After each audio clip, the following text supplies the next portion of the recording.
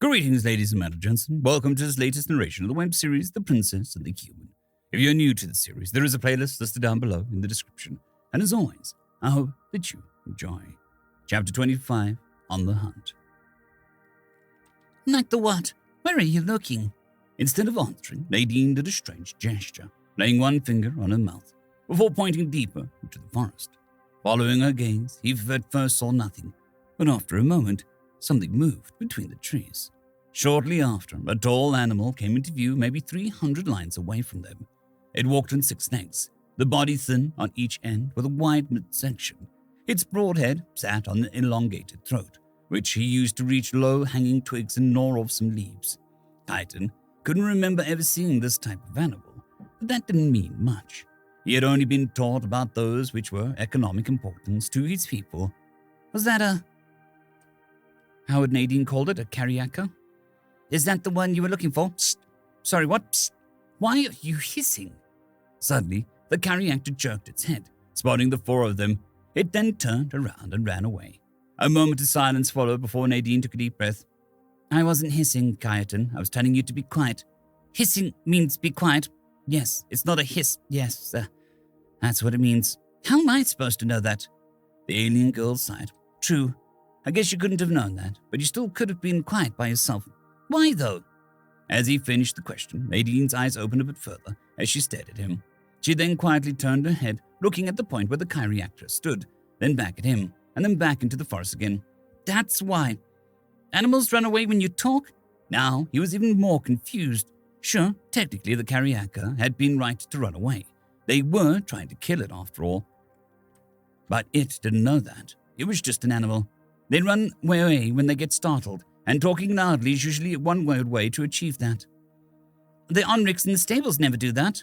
Well, he had seen many animals in person. He was sure that was something he would have remembered. Yes, because they're domesticated animals, know that they're safe. Not to mention you can't exactly run away when you're locked in a stable. Oh, right. Makes sense. Well, no point crying over spilt milk. Just remember to be quiet next time we see it. We are not familiar with the forest, so I'd prefer not to do persistence hunting. She then turned to the 2 guards. Do you have anything we can mark the trees with, like to avoid getting lost? The guards seemed to think for a moment before firing a few shots into the nearest tree trunk. What is this thing you said? Kaiten wondered. The thing you want to avoid? Persistence hunting. That's basically the oldest hunting method in the book. The idea is simple. Intentionally make your prey run away, and then chase it until it collapses. What? That's it. That sounds dumb. What if you collapse first? Well, that's exactly the trick. You see, we humans can regulate our temperature more effectively than other species, which gives us increased endurance. Because of that, we outlast most animals. Still sounds dumb. Oh, does it now? Suddenly, Nadine turned towards him and closed the distance between them in an instant. Startled, Kaiten tried to step back, but his back was hit the trunk of a large tree. Then why don't you try and get away from me? She asked, looming over him. Well, not literally over him. He was still half a head taller than her. But the presence she radiated made it feel like that was reversed. But I must warn you, she continued. She was now leaning against the tree behind him, her hand left and right of him pushing against the trunk. Running away from a human rarely ends well. The size difference was no longer just a feeling. Somehow, her head was literally above his. Even if you outspeed me, I will always catch up. She angled her arms, getting even closer. Even if you shake me off, you will always leave tracks that I can trace. Her face was now directly in front of him, and he could feel the warmth of her body, a warmth that had previously been giving him a gentle, soothing feeling, but was now almost suffocating him. Even the shimmering gemstones that were her eyes somehow looked menacing now. And even if you hide, I will always find you because her mouth was now directly next to his auditory hole, and as she opened it again, no voice came out. She didn't speak. She exhaled. Yet somehow he could hear her say words within that exhalation. I can hear you breathe. What was going on? He very well knew that she was just teasing him again. But why was it so different this time? Why couldn't he move? Why was his heart beating so fast? Why was she suddenly taller than him? With a burst of laughter, the alien girl stepped away from him, and by doing so, pulled him out of his stupor. I'm sorry, that was a bit much. Only now did Kaiten realize that he was sitting on the tree's foot. At some point, his knees had seemingly given out without him noticing. "What did you do at the end there?" he asked after he pulled himself together. "How can you speak without a voice?" "It's called whispering. Humans do it if they want to speak without getting heard by others. I guess Veneri form words differently than humans do, considering that you don't have lips. So I guess you can't do it? Wait, would that even work?" She then moved her mouth without saying anything. When he gave her a confused look, she nodded. "Yep, thought so. Your hearing isn't good enough. Just now, you probably wouldn't have heard me either, had I not been right next to your head. All right, let's see if I can do tracking." He watched as Nadine began looking at the ground for some reason. Oh, she was probably looking for tracks. Still, it was difficult to forget the feeling from just now. Just how many more surprises did Nadine have in store for him? Silvani straightened her posture as the servant placed the next plate on the table. It was the last dish planned for this day, a single set of vietas. These particular fruits often grew in pairs that would end up intertwined with each other, but not conjoined. The name literally translates to embracing fruit, and they were a holy symbol of the goddess's love as she embraced her creation. That was at least what the Taishtri believed. As far as Silvani was concerned, she was simply glad that their tradition only dictated that they have to share it on the first day of their meeting. Vietas were an absolute pain to store, and even if one did everything right, they would still spoil very quickly. Even freezing them didn't help. On the contrary, it made them inedible. Well, inedible for a Taishtri at least. A Veneri couldn't eat them in either state. For that reason, what was now in the middle of the table was an actual pair of vietas. Instead, it was just a single one. Its partner had been removed and replaced with an artificial one, molded from a hardened dough that made it look like the real thing. Refusing to share the fruit with the ambassador would have not only been considered a grave insult, but could in the worst case be interpreted as a princess mocking or even renouncing the peace between them.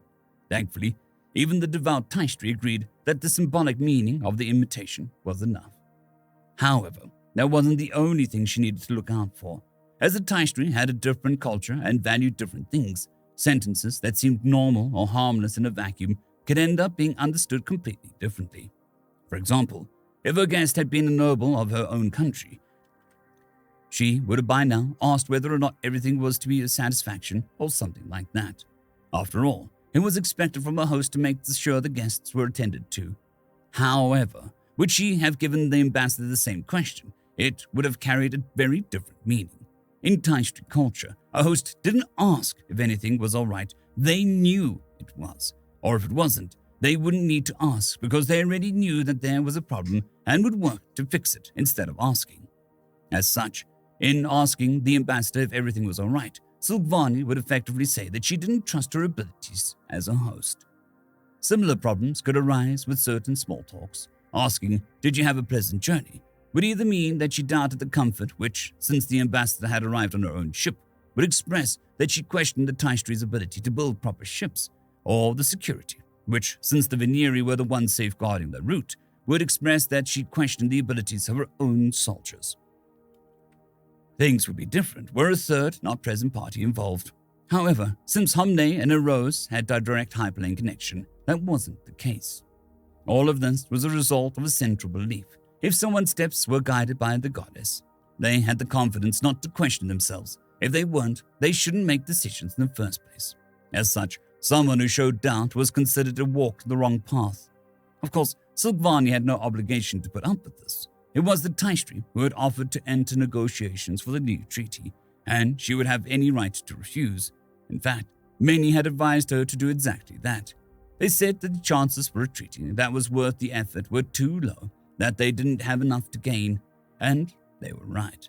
But Silvani hadn't told them, or anyone really, the true reason why she had agreed to the negotiation.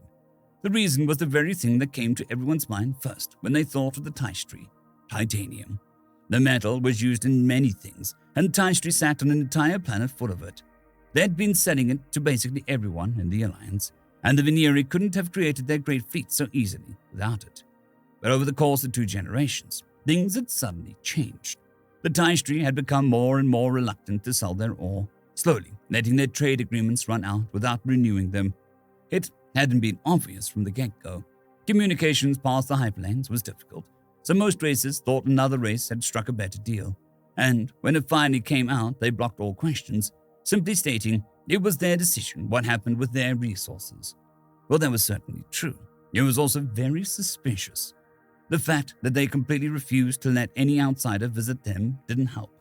Various rumors followed, many voices accusing them of secretly building up an army or other ulterior motives.